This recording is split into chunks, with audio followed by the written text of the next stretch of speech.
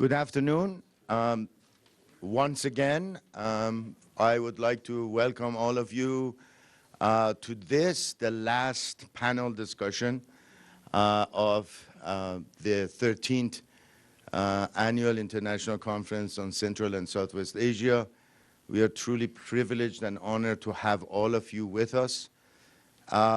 This is the last panel, but of course, in an hour after this panel ends at 6 o'clock, we will have the roundtable on Muslims in Europe and United States. So I invite all of you to join us for that panel, which is the final event for this conference. I would like to personally express my gratitude to the Central and Southwest Asian Studies Center, of course, my two wonderful colleagues, Professor Ardi Kia and Professor Samir Bitar, also to the Department of Modern and Classical Languages and Literatures, to the Russian Studies Program, and to the Department of History. Without them, we would not be here.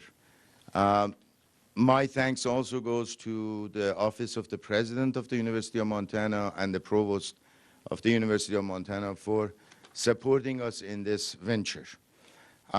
I would also like to thank a very special person, Charlene Campbell, who is sitting there. Charlene, if you could stand up and be recognized, please.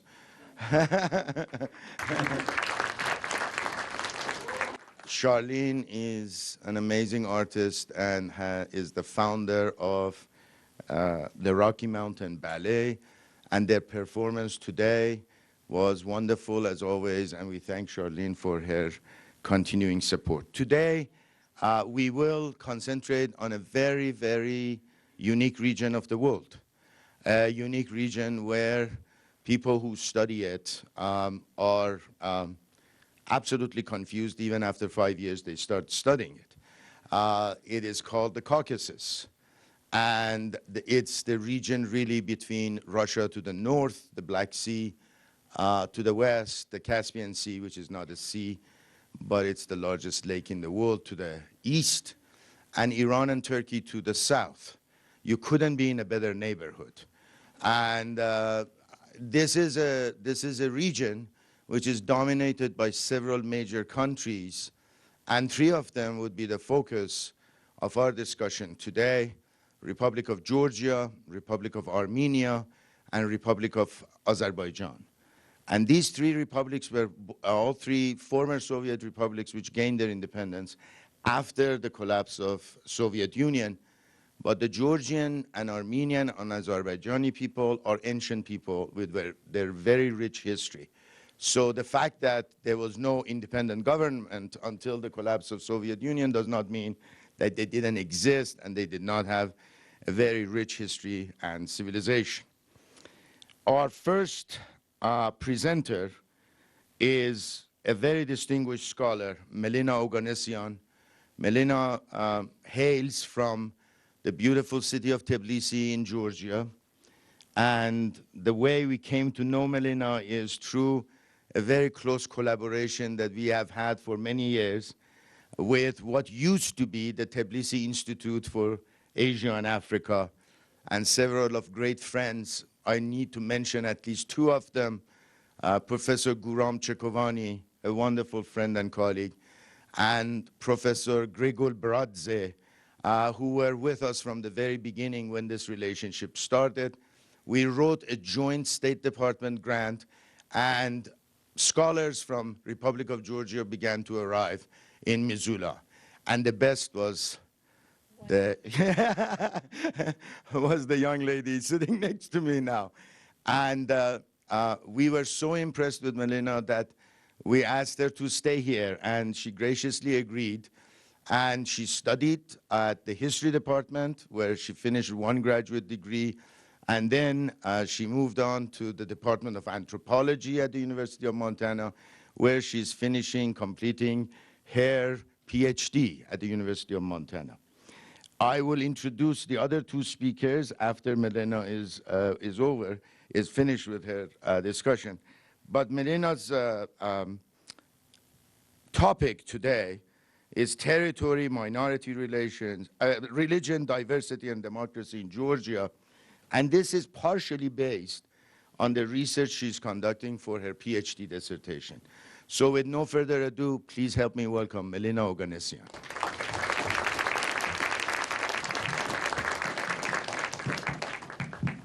Thank you all very much. Dr. Kia, thank you. There's so many interesting people on campus and arriving to Missoula, and I'm not one of them, but I hope to be one of them one day. But anyway, so today I will be focusing, as you've noticed, about the Caucasus region, and specifically Georgia, its religious diversity and democracy building processes in the country. Can everyone hear me okay? Is it, yeah? All right.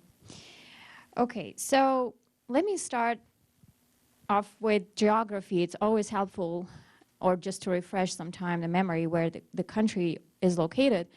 And as Dr. Kia has mentioned, it's between the Black and the Caspian Seas, and it is a kind of in a interesting situation, having Russian influence, Turkish influence lately, especially after the Soviet Union, and Iranian and other, lately also Chinese influence.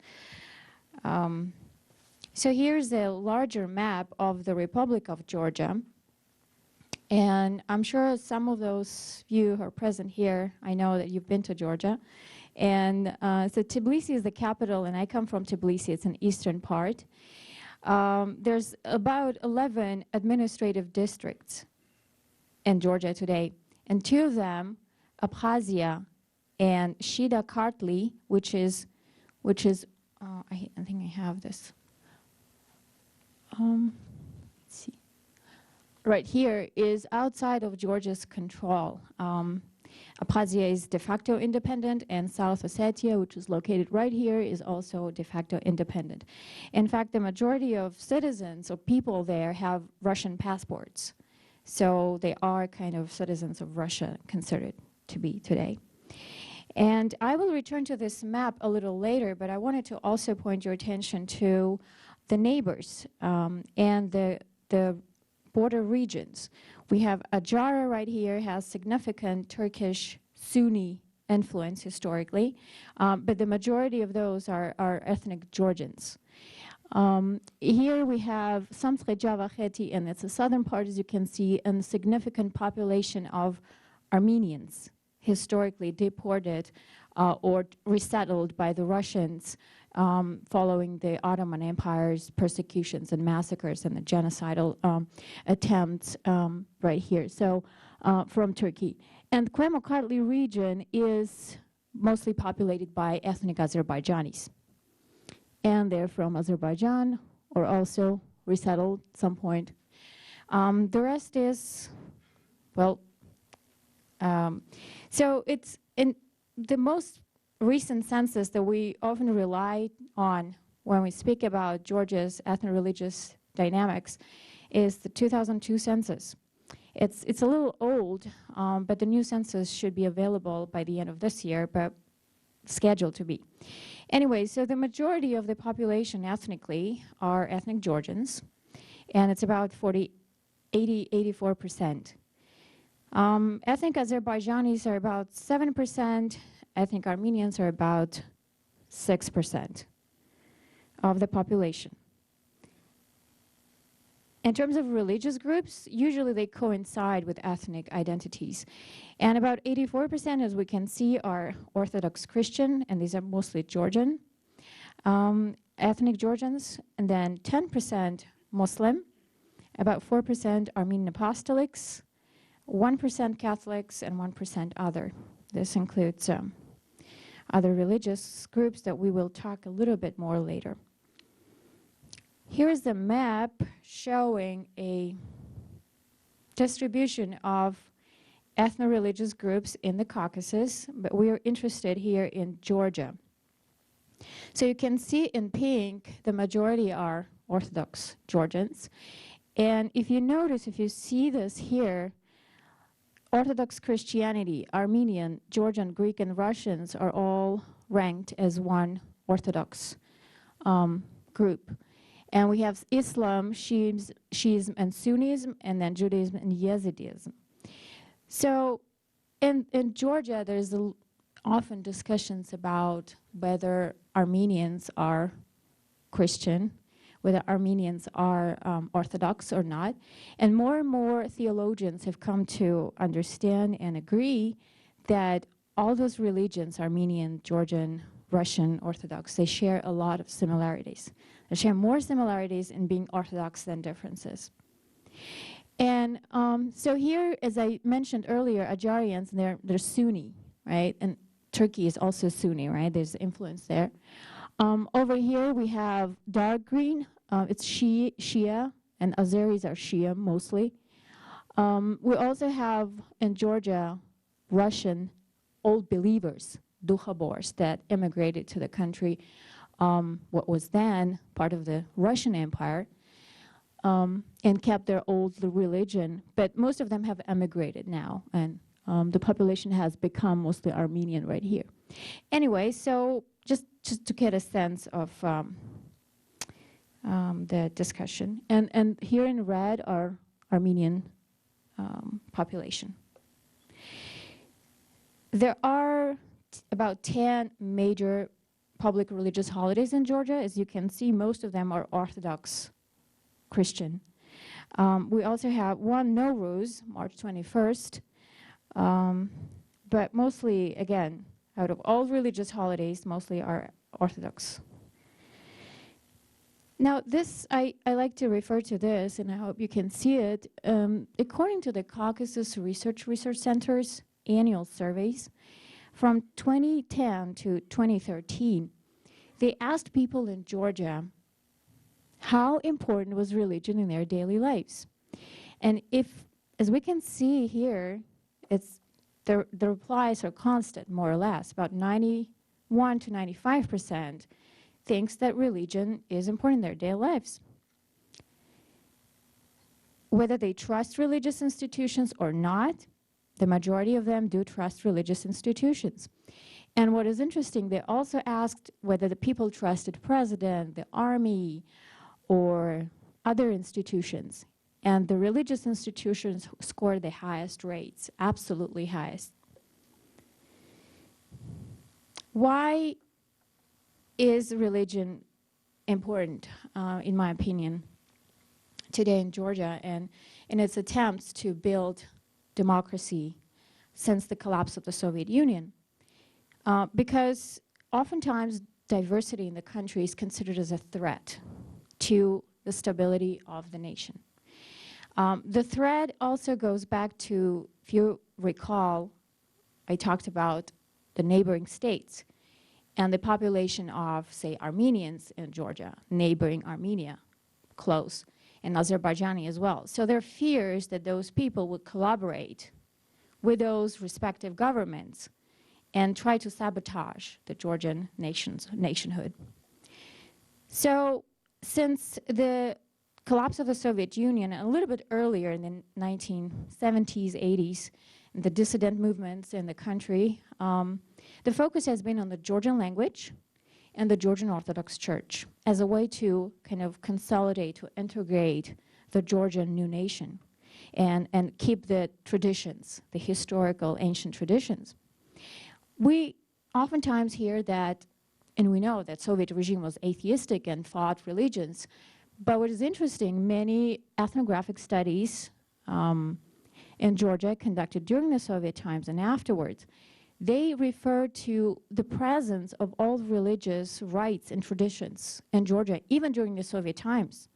They were practiced in secret, but the children, especially in the rural areas, were educated based on these Christian traditions. Baptizing was very common, but again, was in secretly practiced.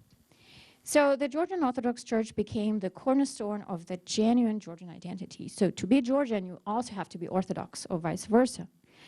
And that's the rhetoric that has dominated the national narrative since the 1990s, I would say. In 2002, the Georgian government signed a constitutional agreement with the Georgian Orthodox Church and granted it specific exclusive role and exclusive privileges, tax exemption, And the Georgian Orthodox Church also had and still has consultative role in government and receives enormous annual funding from the government. And again, this is to try to connect and also reinforce the nation building in the country.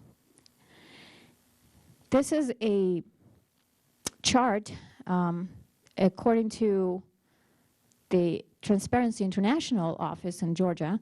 They investigated the amount that the Georgian Orthodox Church received between 2001 and 2013. So for 11 years, the Georgian Orthodox Church received about $100 million US. And that's a lot for the Georgian budget. So today, in general, the discourse is there are traditional religions in Georgia and non-traditional. The traditionals are the ones that have historic and ancient roots in the country, and usually these are the Orthodox Christians, Muslims, Roman Catholics, Jews, and the Armenian Apostolics. Then the rest, everyone else, is regarded as non-traditional. To me, what is really interesting, when I was doing research in the archives in Georgia and Tbilisi not long ago, I noticed some memos or some newspapers that would refer to Baptists, Lutherans, even in the late 19th, early 20th century. So the question is, well, how you define what is traditional, what is not, right? So that's important to keep in mind. In 2005, there was a Council of Religions that was set up by the Public Defender's Office in Georgia. And they usually try to serve as a platform for all those excluded non-traditional religions and have their voices heard. And here are 24, I think hope you can see those, all the 24 major, if not major, but religious groups in the country today registered. All of them are part of the Religious Council, as I talked about right now. And 24 of them, excluding the Georgian Orthodox Church, they refuse to participate in this Religious Council and think that they should not give legitimacy. That's what the minority of religions think. So a little later, the Georgian state created a new agency, and that would deal with religious issues, with religious property, education, and others. Everything that had to do with regulating interreligious cooperation or dialogue. So I have been involved also with those religious and non-religious affairs for some time in Georgia when I was doing my research as well. And the questions that the minority religions raise is the state funding.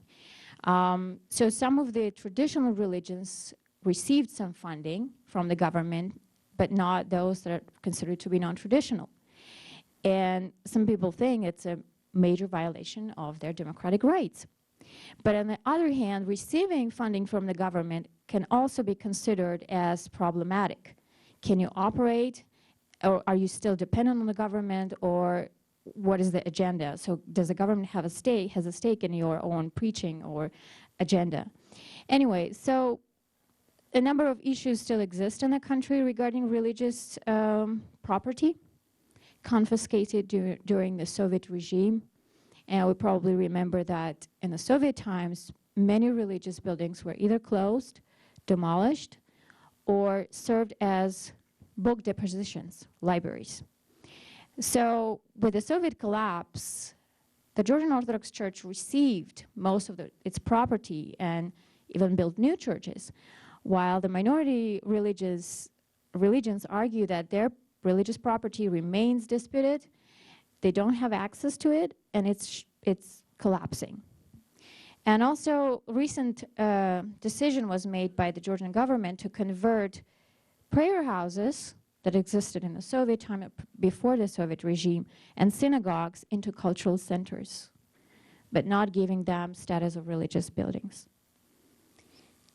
Here is, every year the US Department of State issues religious freedom reports, And this is from 2013, and you can read it, and it says about the issues that the religious groups are facing in the country.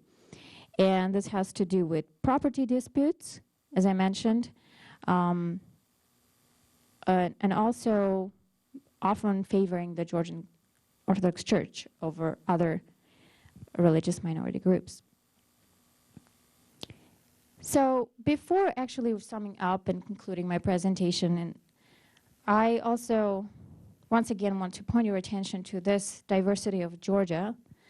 And all the states, actually neighboring states, have their agenda in the country. We have seen recently fundamentalism, proselytizing in Georgia, mostly coming from Turkey, and they would enlist people from rural areas, from very unsuccessful families, and they would provide shelter, but then they would teach them and then send them to either Turkish religious centers or Saudi Arabia. With the fears for the Armenian communities, like the same thing, Armenia is usually collaborating with Russia, and so in Georgia's direction is Western markets, Turkey, and at the same time NATO. And for Azerbaijan has really rich oil resources, but again, oftentimes it comes to identity. Are you part of the Georgian fabric? Are you part of this, the system?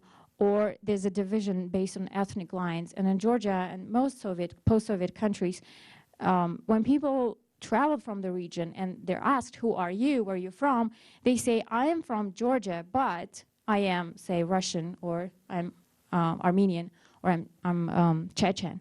So there's always these divisions. And on the other hand, this poses complications for the Georgian government because the people are not united. But at the same time, there's one Georgian language system and religion that many minority groups feel that they are being forced to assimilate.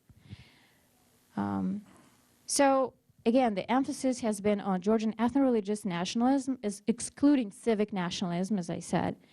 And we also have to understand that Georgia is a new democracy and there are frozen conflicts, Abkhazia and South Ossetia, that have not been resolved, and the government fears for other potential conflicts in southern parts of its country.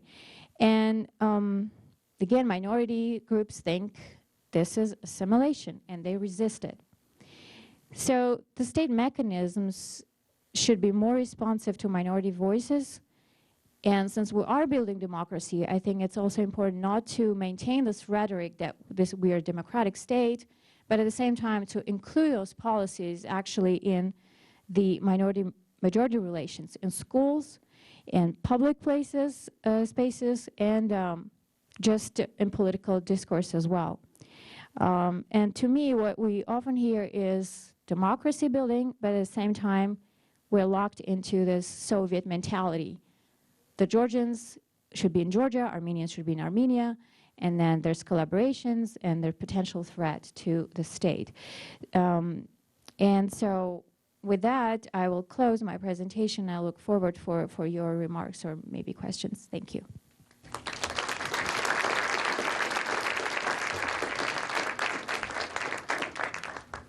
Thank you very much, Melina, for your excellent presentation. Our next presenter is our very good scholar from University of Washington, Seattle, Greta Starrett, who was also a student at University of Montana. And I was honored to have her in my class and studied Russian with our colleagues at the Department of Modern and Classical Languages and Literature, Professor Clint Walker. Clint, thank you very much for all your great work, and Professor Ona Renner-Fahy. Greta returns now from, was it a one-year stint in Georgia where she worked, she taught, and she conducted research, and she's planning to return to Georgia in June. Is that correct? So with no further ado, I present to you Greta started. Greta.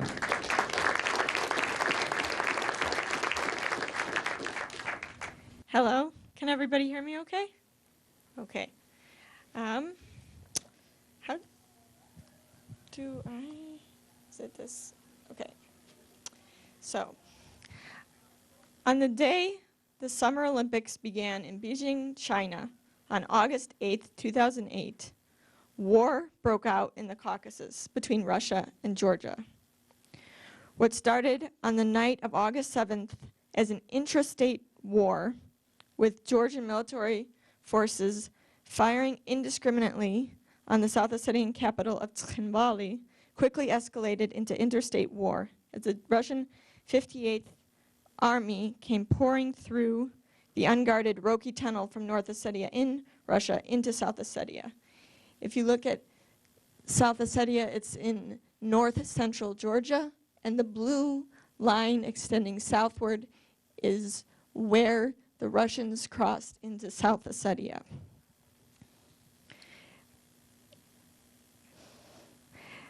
Quickly, the Russian 58th Army had a relatively clear path to travel from the Roki Tunnel down to Tskhinvali, where they were able to drive the Georgian army out of the city, out of South Ossetia, and were then able to destroy many of the Georgia's military capabilities, including anti-aircraft defenses, communication systems, radars, and the Navy.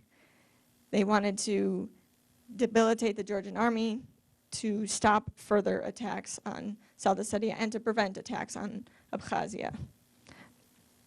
The aftermath of the war, only 5 days later, a peace agreement was brokered, a ceasefire, by Nicolas Sarkozy, then President of France. Shortly thereafter, Russia recognized the independence of South Ossetia and Abkhazia. Most of the international community did not and has not. In late 2014, Abkhazia signed an association agreement with Russia, allowing Moscow to have greater control over its military and economic capabilities. South Ossetia followed soon after. Both remain independent from Russia, although largely dependent on it for economic survival. Now, a dimension of the conflict that I feel is often overlooked is why Georgia started firing on the Ossetians in the first place. This is an ethno-linguistic map of Georgia. This one has always fascinated me. As you can see, there are many different language groups, and there are even more than are represented here on this map. These are some of the major groups, but sometimes it varies from valley to valley. So the Ossetians, which are in north-central Georgia, and to the north, directly north in North Ossetia as part of Russia, are considered to have originated from the Alans, an ancient Sarmatian tribe inhabiting regions north of the Greater Caucasus mountain range. They speak an Indo-European language that is considered to be a part of the Iranian language family. They call themselves, the Ossetians call themselves the Iron, or the Irone, and they call their land Ironistan, or the land of the Iran. It's very closely related to Iran. The Mongol invasion of the 13th and 14th centuries. This is a picture of South Ossetia up in the mountains and the road that would leads up to the Roki Tunnel with Russian military forces on it. And then the bottom picture is Tskhinvali. Now, the Mongol invasion of the 13th and 14th centuries decimated the population. And those that survived fled into the mountains. They split into 3 groups: the Digor, who were mostly Muslim, the Iran, the Ossetians that largely make up the population in North Ossetia, and the Kudar, who made their way through the mountains, eventually settling in the fertile valley of Shida Kartli in Georgia around the 17th century. Throughout the centuries, Georgia has shown different degrees of resistance to the South Ossetians. This name was given in the early 1920s by the Soviets when granting the Ossetians semi-autonomous status within the Georgian Soviet Socialist Republic. Now, the Soviet Union had a very hierarchical system of granting land to peoples of different nationalities. And South Ossetia was given the status of an autonomous oblast. Throughout the century, but despite this granting of autonomous status, Moscow did little to cultivate Ossetian language and culture, while at the same time cultivating Georgian in a way few other ethnic groups of the Soviet Union enjoyed. When Georgia declared independence from the Soviet Union, Georgian nationalist Zviad Gamsakhurdia referred to the Ossetians not only as newcomers, but as guests, and made a point of wanting to reintegrate South Ossetia, or Shida-Kartli, back under full Georgian government control. Now I want to take you back one moment. The Abkhaz are in the northwest part of Georgia, and on the map here. The exact origins of the Abkhaz remains unclear and controversial. The Abkhaz language belongs to the Northwest Caucasian language group, a group that is thought to be indigenous to the area. The Kingdom of Abkhazia freed themselves from Byzantine rule in 780 and then became a part of the Georgian cultural world. This is a picture of the capital of Abkhazia, Sukhumi, that is along the Black Sea with the Caucasus Mountains in the background. In the 19th century, massive amounts of Muslim Abkhaz were expelled from the Russian Empire, of which Abkhazia and Georgia were now a part, and many fled to Turkey. Turkey has the largest diaspora of Abkhazians anywhere in the world, with some estimating that more live in Turkey now than they do in Abkhazia. During the Soviet era, Abkhazia became an autonomous republic within the Georgian SSR, but Georgian, Russian, and Armenian migration into the region made the Abkhazians a minority in their own state. It became a popular vacation destination for the Soviet elite. Even though the Georgians see Abkhazia as part of Georgia, they tend to recognize that Abkhazians as an ethnic group have indigenous ties to the area, whereas the South Ossetians are immigrants and newcomers, even after nearly half a millennia of residency on historical Georgian land. The Georgians don't recognize South Ossetia as a legitimate region like they do Abkhazia. Neither the South Ossetians nor the Abkhazians, however, view themselves as minorities in Georgia. Since the early 1990s, and especially since 2008, they do not view themselves as part of Georgia at all, but instead see themselves as independent countries. Now we will speed forward to Georgian independence in the early 1990s. In 1989, around 30,000 Abkhazians called for the independence of Abkhazia from Georgia, citing that it was their right given that they had autonomous status since the early days of the USSR. This triggered a wave of protests in Georgia. One Georgian nationalist rose to prominence, Zviad Gamsakhurdia, and called this Abkhazian declaration as Russian-inspired, and then called for the Georgian independence from the USSR. Gamsakhurdia called for elections, but sought to exclude minorities from participating. After winning the presidency, he declared that Georgia was the only state language and abolished South Ossetian autonomous status, saying, "The Ossetians have no right to a state here in Georgia. They are a national minority. Their homeland is North Ossetia. Here, they are newcomers." After Georgia declared independence in 1990-91 from the Soviet Union, they bombed South Ossetia's only link to its neighboring kin, the North Ossetians, the Roki Tunnel, and began forcing Ossetians out of villages around Tskhinvali. Ossetians, in turn, began cutting off roads to Georgian villages within the region. South Ossetia declared full independence, and the conflict between the Georgians and the Ossetians quickly escalated. At the same time, civil war broke out in Tbilisi, and Gamsakhurdia quickly lost popularity and was ousted. Edward Shevardnadze, who is an old Communist party boss and was once the communist leader of Georgia, succeeded Gamsakhuria. Fearing all-out war would erupt between Russia and Georgia, he was able to enlist the help of the Russians and American leadership to help bring an end to the fighting. A ceasefire was brokered, and South Ossetian, Georgian, and Russian peacekeepers would guard this border. But just as active fighting in South Ossetia ended, conflict broke out in Abkhazia. Thousands of ethnic Georgians who had been living in Abkhazia fled.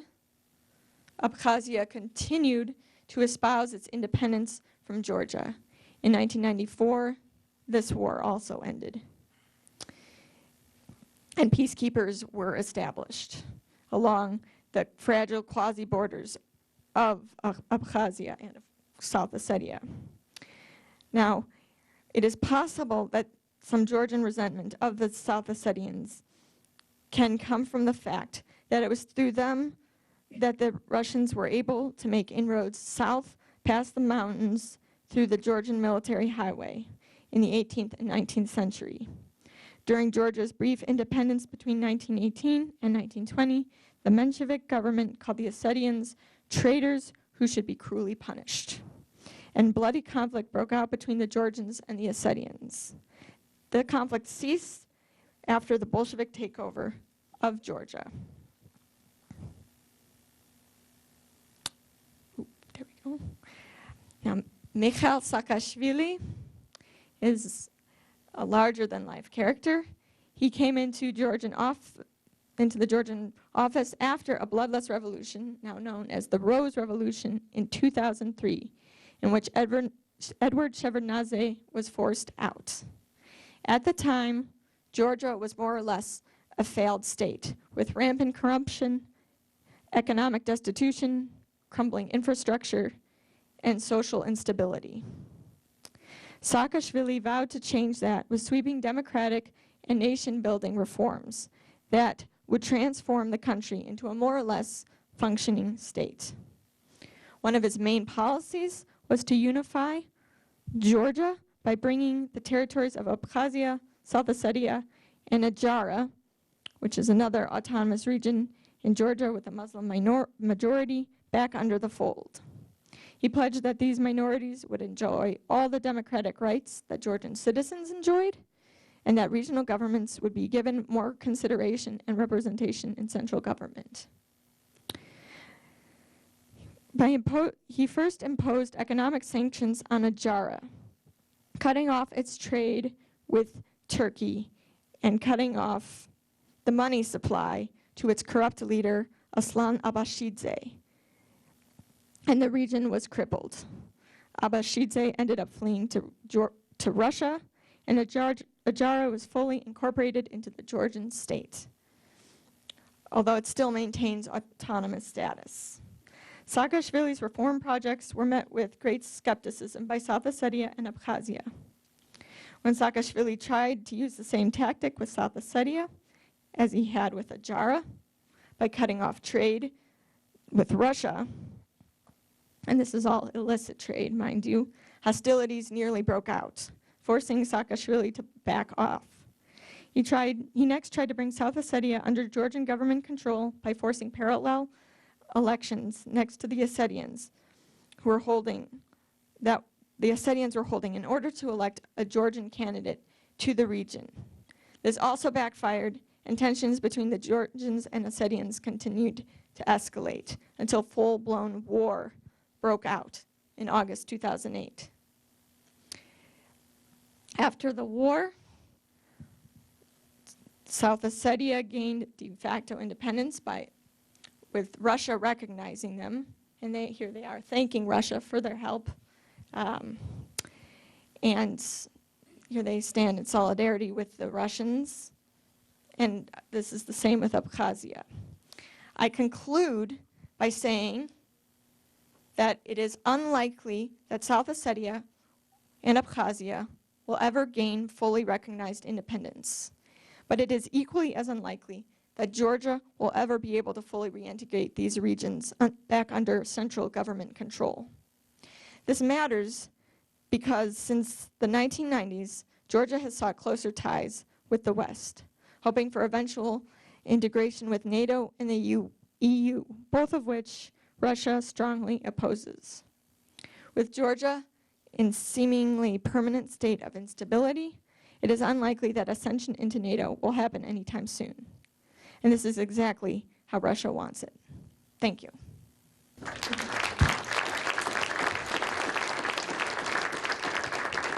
Greta, thank you very much. Our next presenter is my very good friend and colleague, Professor Jeff Renz of University of Montana Law School. Jeff and I have had some adventures in Georgia together. And Jeff has spent a considerable amount of time in Georgia teaching, conducting research, and getting to know the country very much in depth. So based on the two presentations, Jeff will now continue talking about the conflict between Russia and Ossetia. Jeff. Thank you, Mehrdad. And thank you, Greta. Greta was there at the same time I was there, but was off in a village, snowed in somewhere. Let me get my slides in here if I can. Wow, that's great. So I'm basically going to build a little bit on what Greta has had to say, and then come to a few different conclusions and a few different sort of observations. This, of course, is July 25th of 2008, which was almost 3-4 weeks before the Russian invasion of Georgia. And I call it the Russian invasion of Georgia because that's exactly what it was, in my view.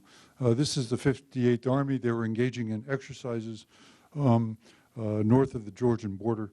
At the same time, there was conflict going on between the Ossetians and in the region of Abkhazia. This is a view of Abkhazia.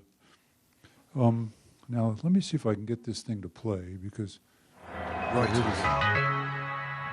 Let me show you the high-quality resolution video footage taken by UAV camera. Okay, so this is April of 2008. This is a video from a Georgian drone that was flying over the Black Sea outside of Abkhazia. Now, keep in mind that Abkhazia is still is internationally recognized as being Georgian territory. So let's. It shows unarmed, unmanned aerial vehicle with distinguished marking as a wheel, which performing basic reconnaissance over Georgian territory. This UAV belongs to the Ministry of Interior. Now you will note MiG-29 with distinguished twin tail marking of a MiG-29 fighter jet. MiG-29 is a Russian aircraft. Georgia does not possess it. And that was the end of the drone. The Russians first denied that they were involved, that it was a MiG. Then the Georgians happened to have footage taken by their drone, and the Russian response was, well, it wasn't ours. It must have been an Eastern European country that had MiG fighters and were members of NATO, and the idea was that they had shot down the Georgian drone. Things went downhill from there. This is what South Ossetia looked like in July of 2008. And of course, does this thing work here? Let's see if we can figure it out. This pointer, yeah. And okay, so this is South Ossetia. Oops, got to be careful what I click here. This is Abkhazia up here. Oh, there it is. Now, I do want to back up to the 1990s because I think it is significant. After the collapse of the Soviet Union, as Greta said, Zviad Gamsakhordia came into power as president. Shortly before that, in 1989, the Abkhazians decided that they wanted to be independent as the Soviet Union was falling apart.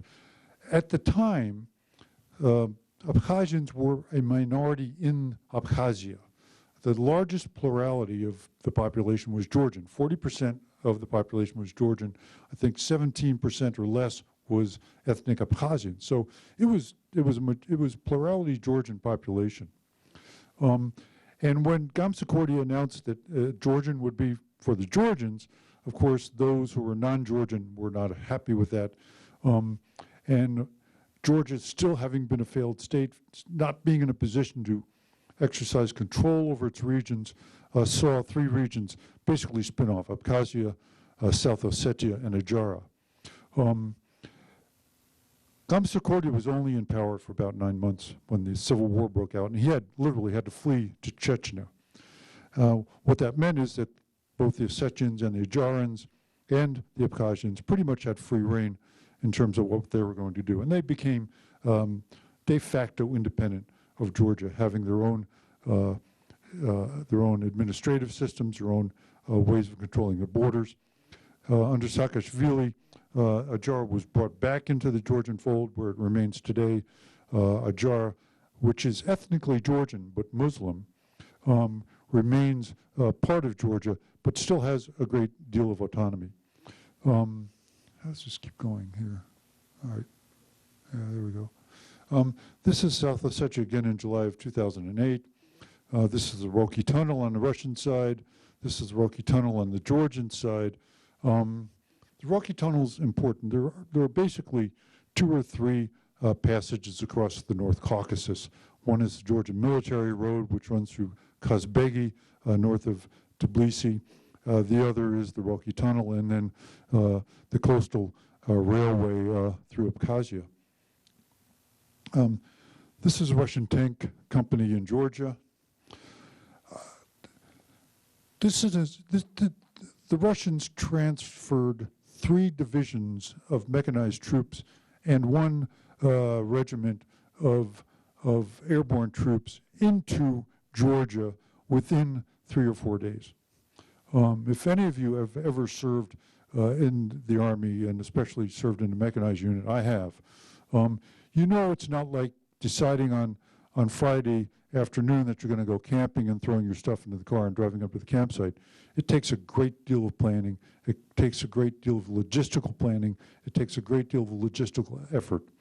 Although it's still a matter of controversy, I think the prevailing view is that the Russians had planned on doing this at some point in the summer of 2008, and that Saakashvili's attempt to move in militarily into South Ossetia simply moved up the target date. There were, and it's pretty well settled, that there were advanced units of the 58th Army already in Tskhinvali when the shelling started. You've already seen this one. Anyway, so the Russians move in, they occupy Georgia, they take control all the way down to Gori. Now Abkhazia, of course, was not part of this whole Ossetian thing, but Abkhazia goes, gosh, Georgians are occupied over in South Ossetia, so we are going to move into that one small gorge that Georgia still controls and drive out Georgian police. And they did that, and they did that with the support of Russian troops. And this is where things stand on the ground. The formal separation between South Ossetia and Abkhazia has become even more strict. The Russians are building fences and are now building a wall. This is the fence that's going up between South Ossetia and Georgia. This is, according to the Russians, a formal boundary line and an international, from their perspective, boundary line. This is Abkhazia before 2008. Now, this region here is still predominantly Georgian ethnically, but remains within the Abkhaz boundary. This is Abkhazia after the 2008 war. This is the area that was occupied by Abkhazians who took advantage of Georgian preoccupation with South Ossetia. This is the ethnic makeup of South Ossetia. These are Georgian villages here in Georgian-controlled territory. Those are now controlled by the Ossetians and the Russians, and the Georgians have been pushed out, the ethnic Georgians. There are now 300 to 500,000 internally displaced Georgians, both from Abkhazia and South Ossetia. They remain living in these little villages that you can see when you drive up and down the road. And there's no indication that they'll be moved back into their former homes. When Professor Kia and I were there in 2003, this was the Iberia Hotel in Tbilisi. It was occupied by IDPs. It is now a 4-star Radisson Blu hotel. What's that? Yeah, Sharon Stone stayed there when they made that crazy movie. I think you've seen the ethnic map of Georgia. What becomes significant here, I think, is this.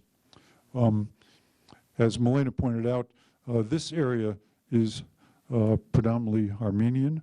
I'll talk about that in a minute.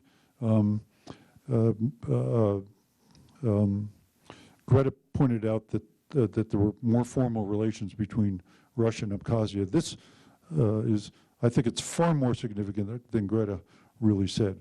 The Russian-Abkhazian Treaty of last year put Abkhazian forces under Russian command, basically put the entire trade law into the Eurasian European Union, which is Russia, Kazakhstan, and who am I missing? Yeah, Belarus is in there too, that's right. It opens the border with Russia. It basically has a NATO-type pact that says aggression against one member is aggression against both. And Russia pays all the salaries. This is basically absorption of Abkhazia into Russia. The same thing happened with South Ossetia. There are open borders. Russia controls the South Ossetian Georgian boundary. Russian citizens are not foreign nationals within South Ossetia, and South Ossetian citizens hold dual citizenship, both Russian and South Ossetian. The civil servants are paid by Russia. The South Ossetian school is teaching a Russian curriculum, and the entire administrative apparatus of the South Ossetian government is merged into the Russian Federation. So what's next? The Roki Tunnel has been upgraded by the Russians. Frankly, Georgia's going to have to take it as it is right now. This is the big thing. I think it's energy. These are some of the pipelines that pass through Georgia, the most famous being the BTC pipeline and the Baku gas line. The Russian Petrogaz company, or the Petrogaz company, which is was a Georgian company, operates a Poti oil and gas terminal. They sold almost half of an interest to Rosneft, which is a Russian government-owned energy company. And now the Russian government owns 70% of Rosneft. So this Georgian energy company is pretty much owned by the Russian government at this point. Let's move on, though. I want to talk about what's next. So what's next? The Georgians are pretty much stuck with the fact on the ground. So the question is what's going to happen next with Georgia. I think Georgia has two choices. That is that they simply become a Finland-type Russian satellite, or face some further agitation. And the further agitation, I think, will take place with respect to its relations with Armenia. The Armenian-Russian relationship is very close. The Russians tend to support the Armenians in their conflict with Azerbaijan. And so the Armenian majority in the south is one of those things that the Russians may point to say, hey, wait a minute, you are oppressing these Armenians in the south, and we are going to come in to protect them, which is exactly what they did in Abkhazia in the 1990s and South Ossetia in the 1990s. So that's my prediction for what's going to happen. I'm trying to keep it short because Mehrdad takes up all of our time.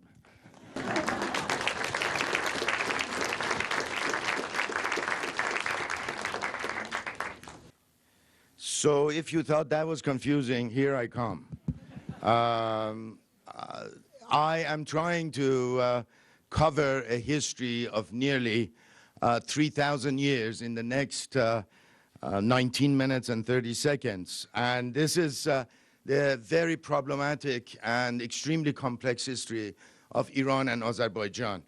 And I have to begin by suggesting that there are those who actually question whether these are two countries, two separate countries. And many would in fact argue that they are one, and they were only separated by the force of Russian Tsarist armies, and they need to rejoin and come together once again. So let us just give you the geography. And the geography is, of course, the political geography of the Caucasus, as you have seen in these three marvelous presentations, is the creation of the Soviet political engineering. None of these countries were really created by the people on the ground. They were created very much in terms of manipulating different ethnic and linguistic and religious groups one against the other. And in the case of Azerbaijan, the way Soviet Union created it, it made sure that it had a very large enclave, which we will come back to, Nagorno-Karabakh. And Nagorno-Karabakh is actually an enclave which has overwhelming majority Armenian Christian population, whereas the Azeris or Azerbaijanis are Shia Muslims overwhelmingly. And this was a gift from Stalin, not so much because he loved Azeris and he hated the Armenians, which he did. As a Georgian, he did. Any Georgian who doesn't despise the Armenians would surprise me. It's an ancient, really, conflict between the two people. But Stalin was very generous to the Azerbaijanis, and this created a permanent conflict between Azerbaijan and Armenia, which we will, of course, come to. But I think the history takes us back as the first mention of a place called Azerbaijan is in the Persian Achaemenid Empire. And Azerbaijan, or Aturpatakan, as it was called, Aturpatakanes, as the Greeks would refer to it, was a province within the Persian Achaemenid Empire. It had a language which was closely related to ancient Persian, which is the ancestral language of modern Persian. And it was very much a very important strategic point as a land bridge which connected the Persian state to the Caucasus, to northern Caucasus and beyond.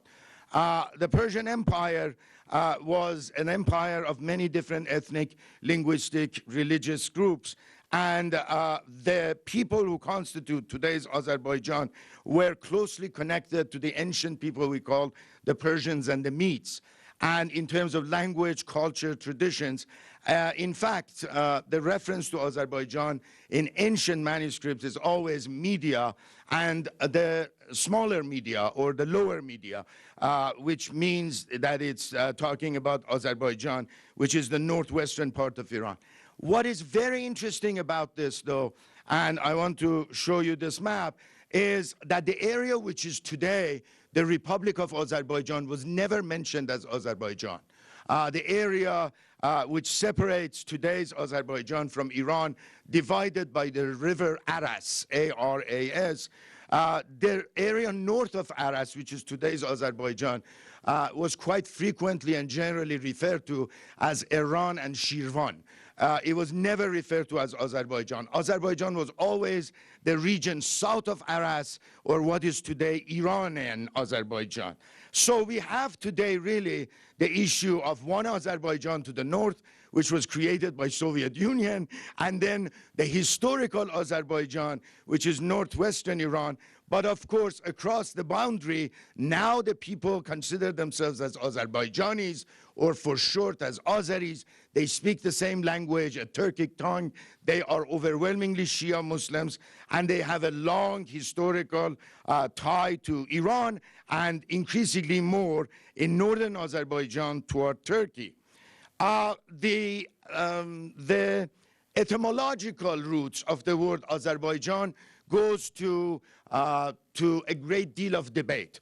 One has always argued in terms of scholarship and in terms of linguistic that it actually originates from the name of a Persian governor, Atropates or Aturpatan, and he's mentioned repeatedly by Greek sources, who was the governor, the commander in Azerbaijan, and Aturpatakan was the land of Atropates.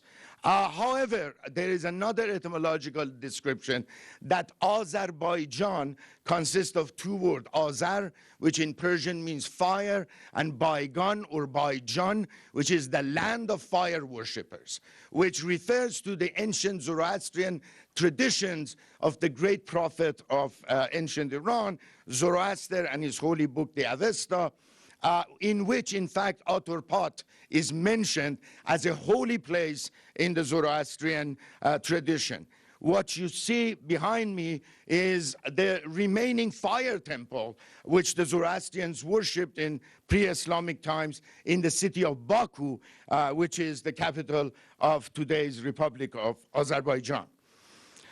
And I want to just move further and mention that this situation remained intact, but always with Aturpatakan or Azerbaijan having always enjoyed some autonomy within the greater Iranian state. This is the Parthian Empire. And of course, I mentioned this book or this presentation by a very good scholar, Turaj Daryai, who actually continues with the mapping of the geography of Azerbaijan in terms of arguing that Azerbaijan was never mentioned to the territory north of Aras, but it was always on the Iranian side. So the Iranian state basically incorporated Afghanistan, Eastern Iran, Iran of today, Western Iran, parts of Central Asia, especially the Tajik-speaking people, especially Tajikistan and parts of Uzbekistan and Turkmenistan, parts of Iraq and southeastern Turkey, especially the Kurdish-populated region, Kurds being an Iranic people, and the Caucasus, especially the southern Caucasus. This was the concept of Greater Iran, which the present regime in Tehran right now is working on to reintroduce. A concept that we cannot avoid and ignore because it is to the great irritation, of course, of the Azerbaijanis themselves who want to maintain their independence in northern Azerbaijan from Iran. And of course, one of the reminders of this very close tie is the Sasanian, the Shah's Great Wall, which was actually built in Shirvan, the northern part of present-day northern Azerbaijan. And it was actually a wall built to create an obstacle to prevent the invasion of southern Caucasus by nomadic people from Eurasia. The Aras River, or Arax as it's called, or Yerash, or Yeratsk in Armenian, Melena has to correct my pronunciation, was really the boundary between Iranian Azerbaijan and Iran and Shirvan, which is a very important concept. So today's Republic of Azerbaijan really corresponds with the ancient territory of Iran and Shirvan.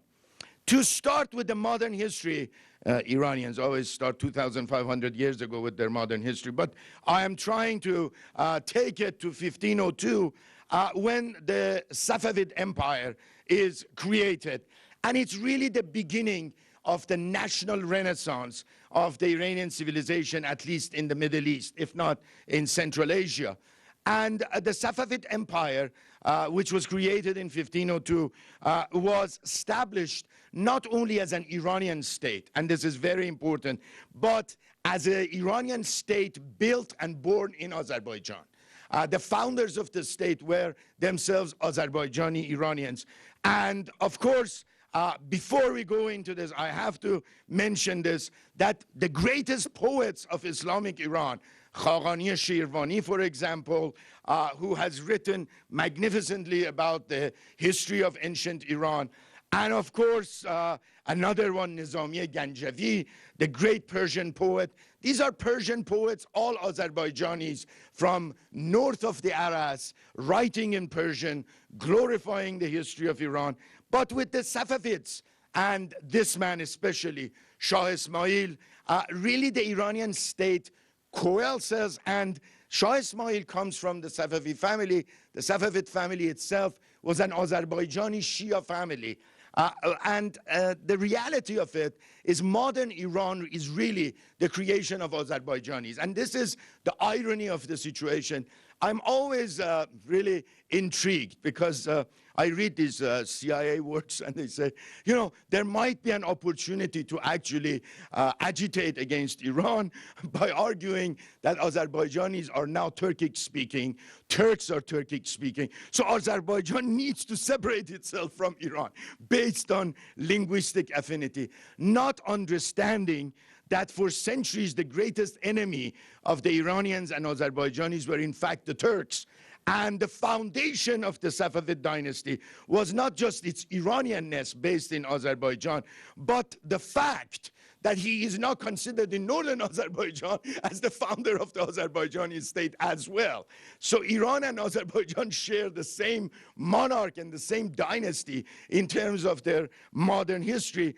And this is the map which tells you something in terms of this greater Iran concept. But it's not only an Iranian state, it's also a Shia state.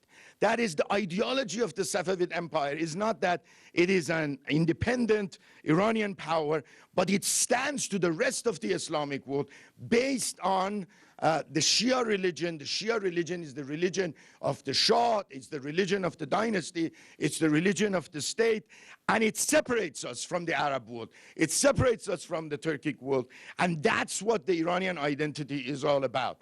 And in the battle between the Ottomans and the Iranians, you rarely hear, I'm Iranian and you're a Turk, but you hear a great deal about, you are a Sunni Muslim and I'm a Shia Muslim. And it's fascinating to tell you why it's not about nationality or ethnicity or race or any other form of identity but religion, is that Shah Ismail, having heard that the Ottoman sultans composed poetry in Persian because they loved the language of Iran so much, he actually made sure he composed his poems in Turkish. So there was always this sort of rivalry, and the issue of language was therefore, in sharp contrast to today, was not a central issue.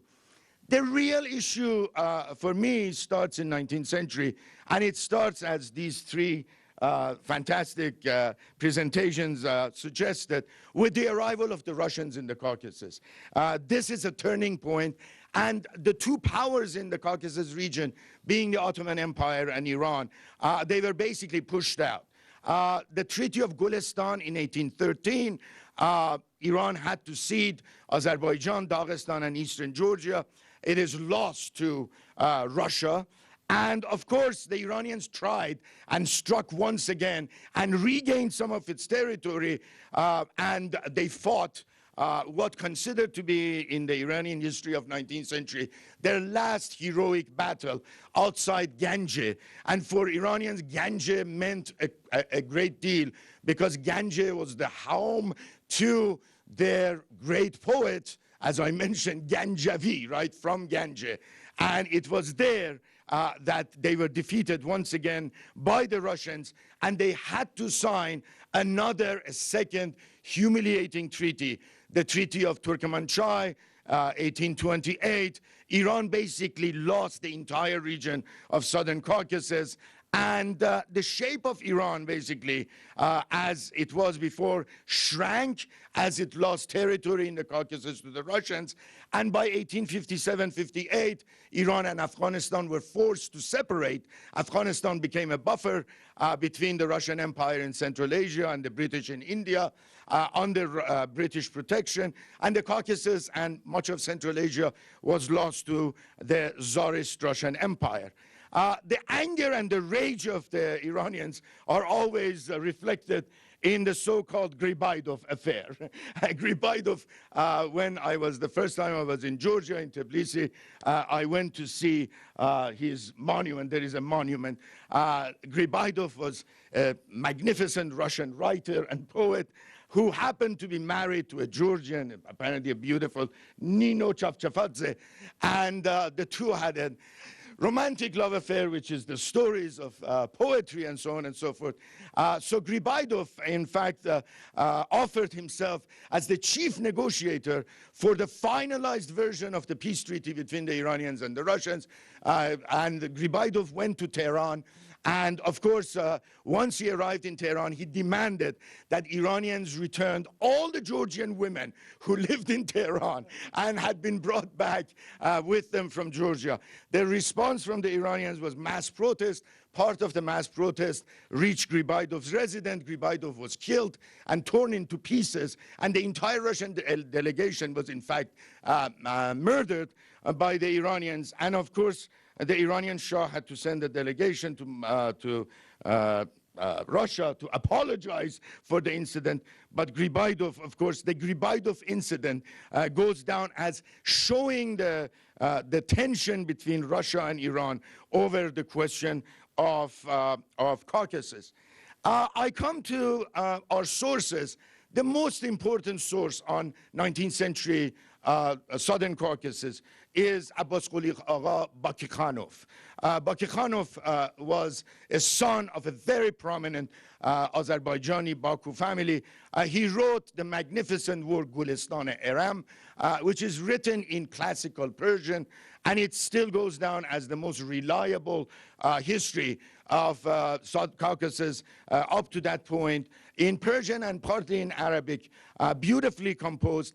Bakikhanov had to participate in the Turkmenchay Treaty as the translator between the Russians and the Persians, and in the end, he decided to write a history which culminated with the end of the Iranian rule in Southern Caucasus.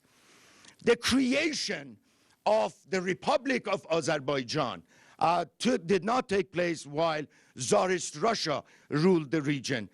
The creation of USSR, of course, after 1917, was followed by the creation of SSRs, Soviet Socialist Republics in the Caucasus, as it was mentioned in these wonderful presentations. The Bolsheviks basically created a set of republics in the Caucasus, one of which would be Azerbaijan.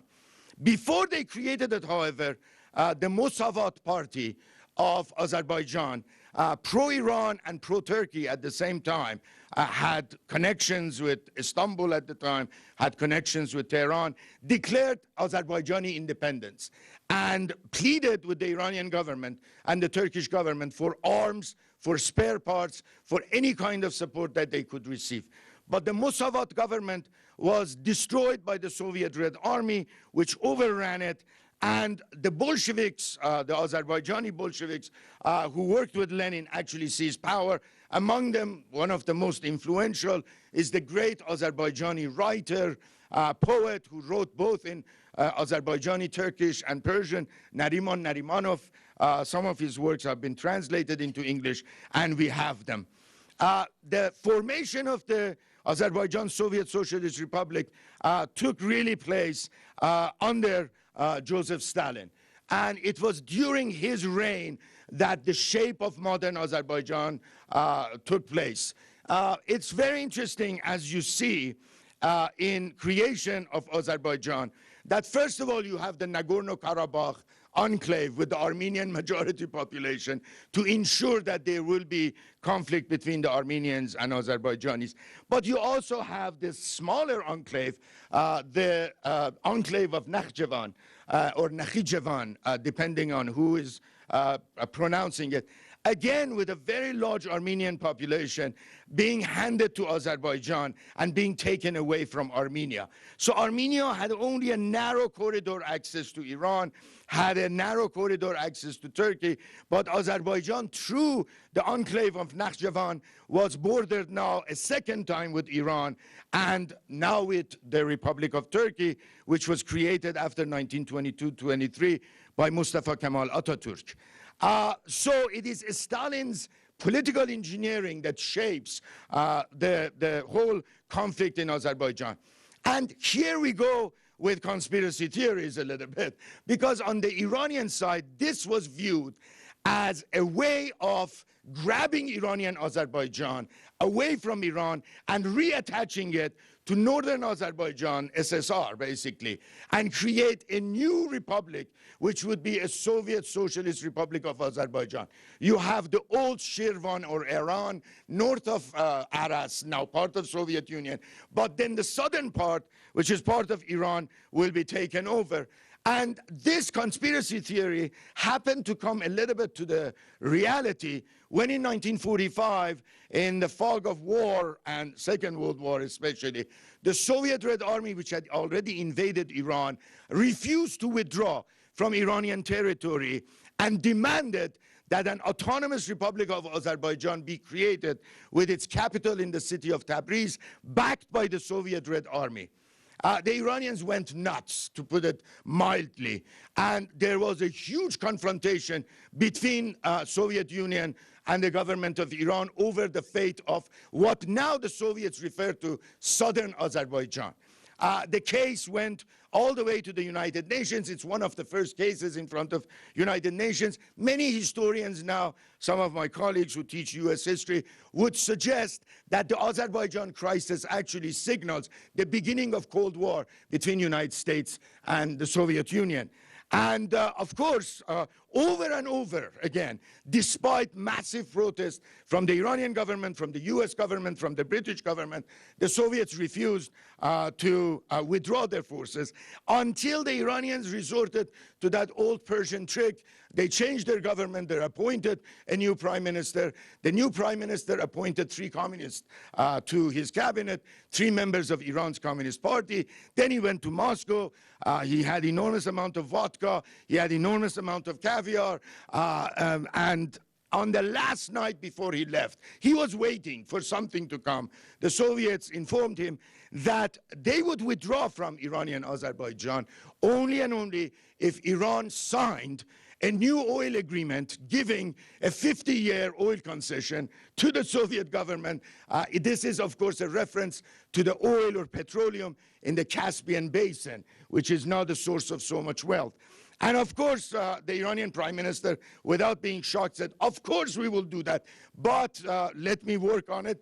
Coming back, brought a bill to the Iranian parliament, and his last message to Comrade Stalin was, well, if you want an oil concession to be ratified by the Iranian Majlis or the Iranian parliament, you need to withdraw your forces. If you're giving you an oil concession under duress, it's going to cause the fall of the cabinet and the fall of the government. After weeks of negotiations, the Soviet left.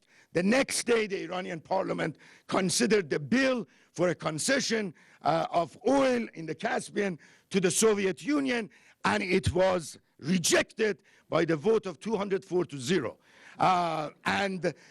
When the Soviet ambassador contacted the Iranian prime minister that this was breaking the promise that they had made, he informed the Soviet government that the American and British forces were ready to land in southern Iran if the Soviets attacked Iranian Azerbaijan again, and therefore a warning to the Soviets that this cannot be repeated.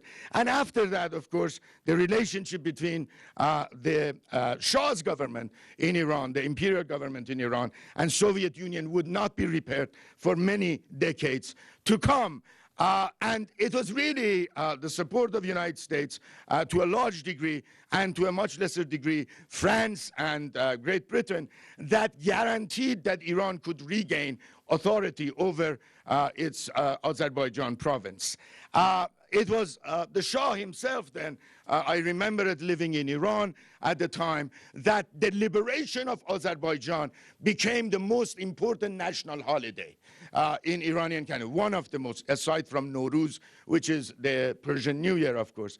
The Shah himself flew to Azerbaijan, massive celebrations, Iranian armed forces entered the Iranian Azerbaijan, and of course, the Soviet Republic of Azerbaijan, which was created under, with support from Stalin, collapsed. Now, going back to the nature of northern Azerbaijan, or the former Soviet Republic of Azerbaijan, you see several issues and problems here. First of all, you see to your right, the Talish region. The Talish region in the Republic of Azerbaijan is completely non-Azerbaijani, is non-Azeri. The Talish are an Iranian-speaking people. They speak a language very close to Persian, but they're overwhelmingly Sunni Muslims and not Shia Muslims. The majority of Iranians are Shia, of course. Then, of course, you see the enclave Nagorno-Karabakh, which was disputed, and the Armenians never accepted that a part of Armenia would be handed to Azerbaijan.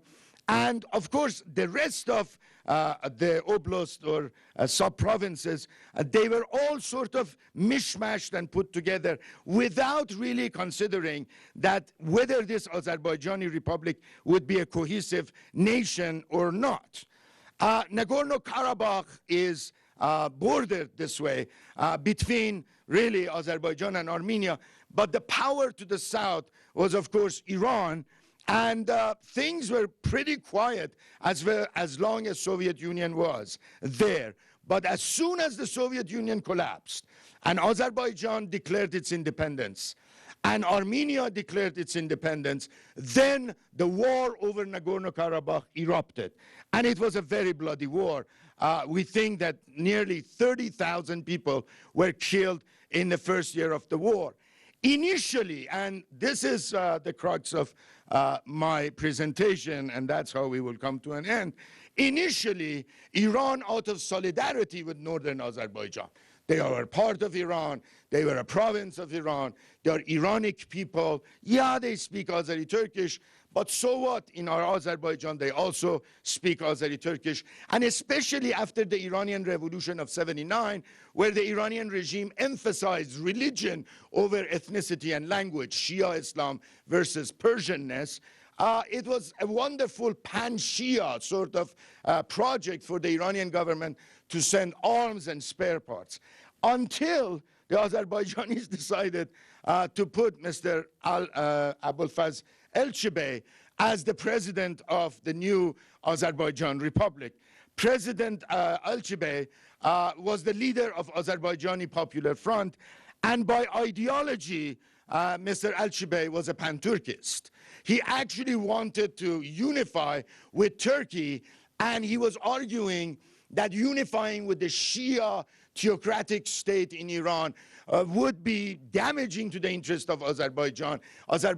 Northern Azerbaijan, needs to have a secular government with its own secular ideology and with ties to the West through Turkey, with ties to NATO through Turkey, with ties to Europe through Turkey, and not to the South through its historical ally, Iran. And for that reason, Iranians immediately switched. And this Islamic government that you see constantly talking about its Shia ideology, about its religious identity, the Ayatollahs with turban and beard, you expect them to go to war, any war, to protect their Shia brothers to the south, to the north, in Republic of Azerbaijan, immediately switched and threw all their support for Christian Armenia, which tells you one thing in essence, and that is Iranian foreign policy has nothing to do with Islam, has nothing to do with Shiism, has everything to do with Iran's national interest. When Azerbaijan extended hand to Turkey and formulated an alliance with Turkey, the main competition in the region to Iran, immediately Iran switched. And in fact, threw all its support for Christian Armenia rather than for Shia, previously Iranian Azerbaijan. And this war being very brutal, the Azerbaijanis immediately learned that there was a north-south axis, which I think Melina also alluded to, I think Greta also alluded to. The north-south axis is Russia, Armenia, Iran. And of course, the east-west axis is Azerbaijan, Turkey, United States. This is how the Caucasus is now sort of being shaped in terms of the conflict. Iranians threw millions of dollars of investment in Armenia, selling goods, opening roads and bridges, and in this way basically sending a message to Baku and the Shia Azerbaijan that as long as you have a pan-Turkist meaning union with the Turkic-speaking people, especially with Turkey, there will be no way of any reconciliation between Iran and Azerbaijan. And for this reason, Armenia won a huge victory in the battle for Nagorno-Karabakh. Nagorno-Karabakh, Melina, maybe you have the latest number. I have 14 to 16% of the total territory of Azerbaijan. So 14 to 16% of total territory of Azerbaijan was basically taken over by the Armenians, and the Armenians being backed by the Russians and to some degree by Iranians. And Azerbaijan complaining that Iran, brother Iran to the south, cannot possibly support the Christian Armenians, but the Iranians were basically thinking once again about the interest of Iran, national interest of the Iranians, rather than anything else. As a way of dealing with this, Elchibey was removed. In fact, he fled to Turkey, and he would die in Ankara as a refugee in the Turkish capital. And the Azerbaijanis brought back Heydar Aliyev, who was there as the president until 2003. Heydar Aliyev is the old communist boss. And he was, in fact, situated and centered in the enclave of Nakhichevan, next to Turkey. And he was brought to Baku, and he was given the task of negotiating with the Iranians, negotiating with the Armenians, and negotiating, of course, with the Russians, because he was a member of the Soviet Politburo. He was fluent in Russian. He knew a lot of people in the Soviet government. This was a way. He also did something very interesting. He sort of extended a hand to the Arab world beyond Iran and Turkey, and in fact established for the first time a very close relationship with the Palestine Liberation Organization and its former chairman, Yasser Arafat, and other Arab countries, to actually create a new image of Azerbaijan, being more Muslim, being more moderate, being pro-Iran, pro-Turkey, pro-Arab world, and being accepted basically as a partner in the regional alliances which were emerging at the time. But he died in 2003, and immediately, and without any elections and without any discussion about the succession process, here we have the rise of another dynastic Azerbaijani family. Ilham Aliyev, his son, was immediately handpicked as his father's successor. It's a kind of a North Korean style succession process. Ilham Aliyev, though, is considered to be far less intelligent, far more corrupt, and far more nepotistic than his brilliant father, who managed to maintain the position. However, he could not regain Nagorno-Karabakh. Ilham Aliyev immediately re-established very good ties with Turkey, once again sending the message to Iran that the primary ally of Azerbaijan is not going to be Iran, but Turkey. And of course, it was through this alliance, and Jeff mentioned it.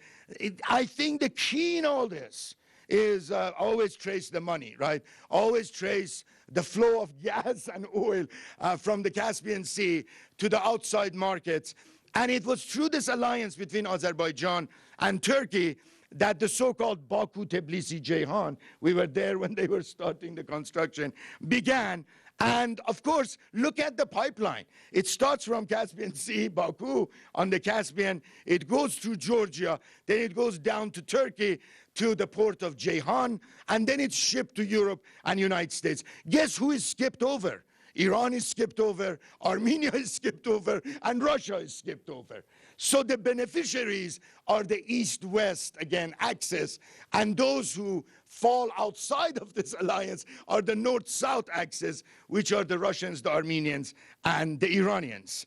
And of course, what Ilham Aliyev did, to the chagrin of the Iranians. So this is, as the Iranians refer to, is the policy of irritating the Iranian leadership and bringing all the regional forces which have an antagonistic relationship toward Iran, or Iran has antagonistic relationship to them. And one was opening the Israeli embassy in Baku and negotiating, especially with Shimon Peres, about a new relationship. Israel would provide technical support, would actually provide some support and training for the Azerbaijani armed forces, and of course repeatedly warned by Iran that bringing Israel so close to the northwestern frontiers of Iran is an act of war and should not be tolerated But Aliyev went on with this policy as a sign to the Iranians that you have intervened too much in the internal affairs of Azerbaijan. Therefore, I'm bringing the Turks, I'm bringing the Israelis, and of course, I'm going to bring the Americans, who will build more pipelines and invest heavily in the Azerbaijani economy. But how can we forget the foxes on the side who are always waiting, the magnificent British Petroleum, of course. United States was very hesitant to bring a man with a very bad human rights record to Washington and wine and dine him at the White House. The British have never had any problems, especially when the contract smells like oil and cheap oil for that. And the understanding with the British, as some of the newly released documents showed, is that he's so corrupt that we can corrupt him easily, and by making him the biggest millionaire in Southern Caucasus, we can sign more contracts. So the British government was basically bringing British Petroleum, and of course, the Baku oil fields, these are the oil fields on the Caspian, were the primary target of the British Petroleum. And it is another pipeline by the British Petroleum which adds to the old Baku-Tbilisi-Ceyhan pipeline. This has only created a more solidified relationship between Russia and Iran. The two leaders, whoever the leader may be at any given time, we know who the boss is in Moscow, but the Iranians have more of a change on the top. President Rouhani and President Putin, of course, meeting, and the relationship has become rosy. And one of the common grounds for this relationship is the agreement of the Russian state and the Iranian state over what the policy in the Caucasus should be. To isolate Azerbaijan, to provide more support for Armenia, and to also isolate Georgia if we can. Iranians do not have immediate interest because they do not share common borders with Georgia, but especially with Armenia and Azerbaijan, the two are very much sharing the same foreign policy agenda. The relationship between Iran and Armenia has become absolutely rosy. This is not a political relationship alone. This is not a diplomatic relationship. It's commercial. It's economic. Iranians can travel to Armenia, I believe, without any visa, and vice versa. And one of the reasons the relationship is also very close, Iran has a very large Armenian community, which has been always highly respected. Armenians have their own school, have their own churches in Iran.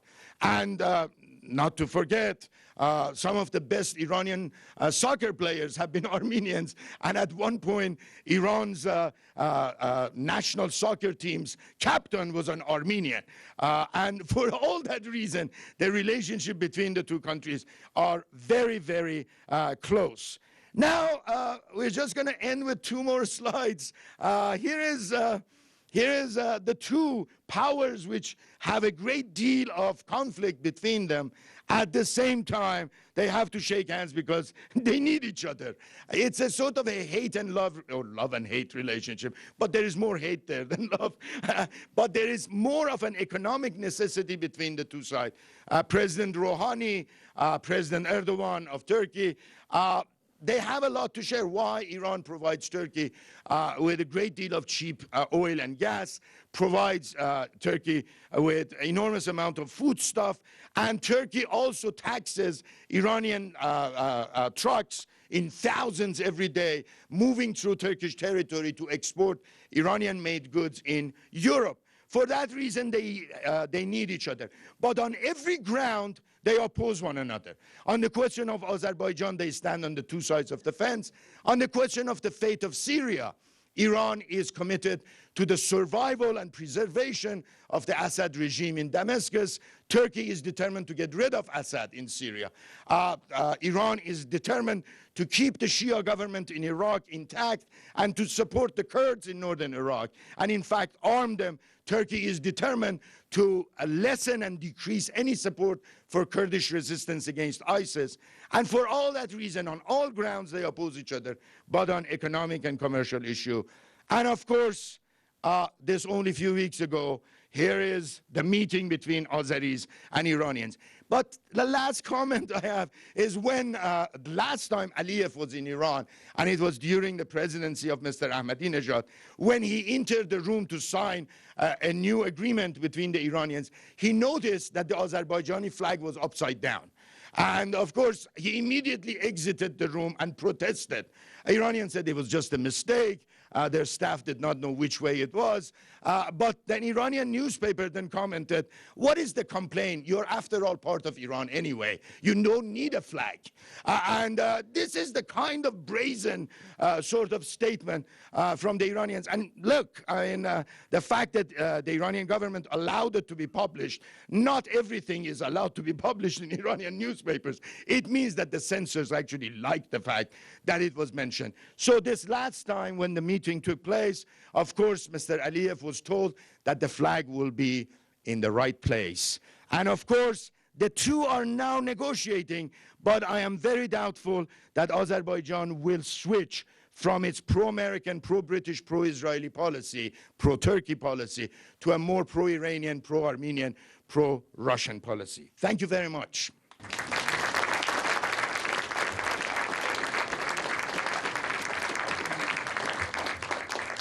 So we have a few minutes for any questions you might have. So please feel free to come and ask any questions you may have from any of us.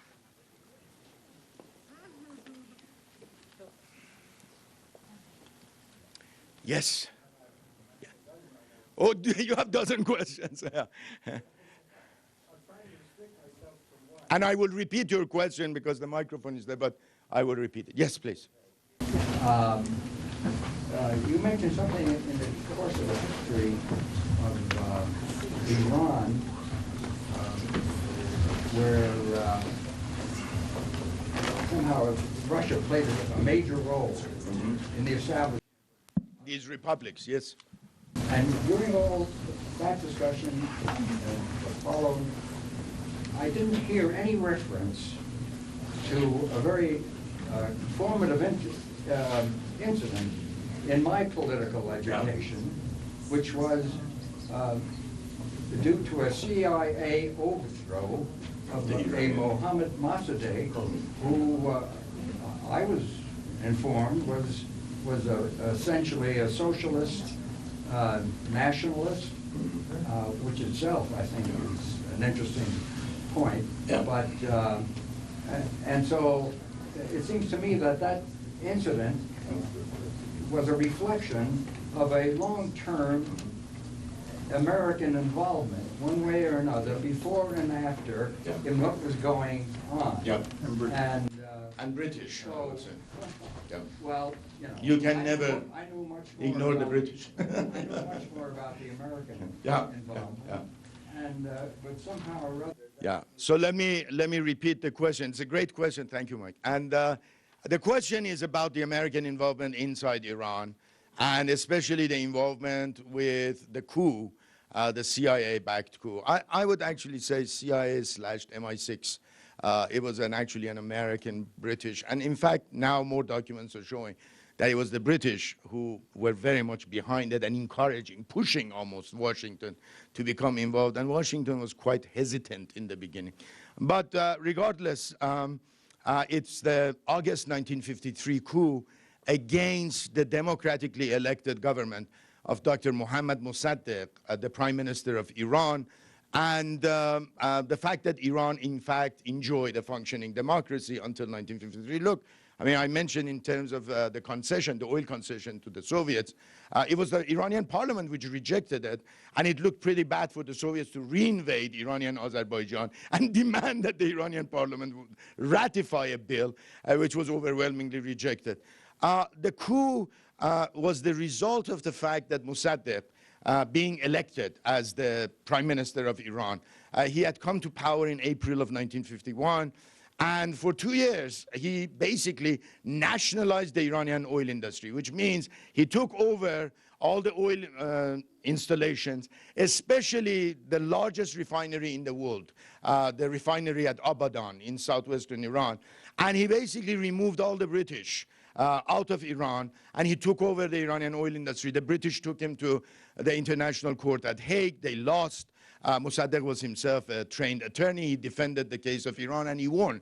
But after the change of administration in the United States and the change in terms of the foreign policy perspective, and especially in the context of Cold War, where Soviet Union was considered to be interfering through the Iranian Communist Party in the internal affairs of Iran, the United States agreed to basically side with the British and get rid of Mossadegh in the military coup which came in August of 1953. Remember also, I always remind my students that they have to look at two Dulleses, John Foster Dulles and Allen Dulles, right? One ran the CIA, the other one ran the State Department, and without those two, the US foreign policy would not be as such. 25 years later, when President Carter was looking for Iranian Democrats who would participate in the Iranian revolution and not allow Khomeini to seize power in Iran. There were a lot of Iranian Democrats who told Jimmy Carter, you have arrived 25 years late. We were here, we ran the country, and you are the people who actually removed and overthrew us. So the legacy has remained very much intact in Iran's political consciousness. One last touch of irony about your great question is that the 1953 coup run by US oil companies, British Petroleum, CIA, and MI6, was backed, among other, by other people, the Iranian military, but also the Iranian Shia clergy establishment, led by several Ayatollahs, one of them a junior Ayatollah by the name of Ayatollah Khomeini. So in 1953, he was pretty pro-American and pro-CIA when it was about getting rid of democracy in Iran. Not to forget that fact. Yeah. Questions?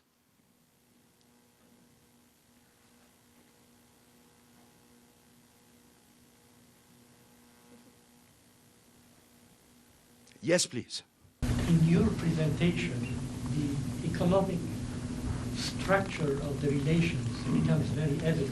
Yes. But in the other three lectures, it seems that the picture is just about ethnic differences and hatreds and the like. Is it possible that there is also an economic structure or substructure to the Georgian ethnic groups? So I will ask the three to comment. It's a great question. I emphasize the economic, commercial, oil, gas aspect and how it plays into the conflict, especially in the case of Azerbaijan and Iran. But the other three emphasized on the ethnic, linguistic diversity of the region. Can we bring the two together? So I will ask Milena to comment, please. Thank you very much. Very interesting question, and all the presentations as well. What I try to bring in my presentation to the attention of you is what's really in the minds of people right now in Georgia, in my perspective, my interpretation of it. There's always,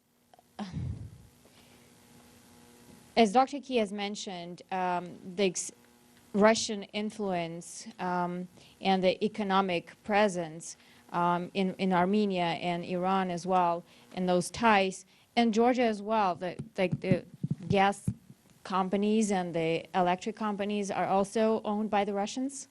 At least the majority, like 50% of them at least, the shares belong to the Russians. And that's not being advertised that much, and not is on the political agenda either. So for the people in general, when you ask them what's going on in your country, well, the first thing is like economic turmoil and lack of employment. But then also, who are you? Are you Christian? Are you Jew? Are you Muslim? Are you Georgian? Are you Armenian? And so forth. I do think it also depends on what position you take when you approach those things. And my training is basically it's about history, it's about identity and being who you are, or projecting who you are. So that's, I guess, some of my biases come from, that I focus more on religion and ethnicity rather than economic structure. But maybe it's also because it's so evident for me, because I know that Russia has a very heavy influence in the region, and has had, especially, well, that's another paradox, that on the one hand, the Georgian government is, well, the current government is trying to balance the U.S.-Russia relationships, and its position is either it's pro-Western or pro-Russian. They don't really try to talk about this and not emphasize in their public statements. They try to acknowledge the Georgians' aspirations to the Euro-Atlantic institutions, structures, but at the same time, they're very cautious about not upsetting the Russian interests as well. So in that sense, yeah, I would just state one more time that it's probably evident for us that we're so dependent on Russia that it's not on the agenda, but mostly also like the media, what they how they shape the discourse in the country, and it's diverting from the economic structure more towards the identity and political relations and geopolitics. So that is being in the background, the way I see it, that the focus has been on these clashes, and probably as a way to silence those things that are going on behind the scenes. Thank you.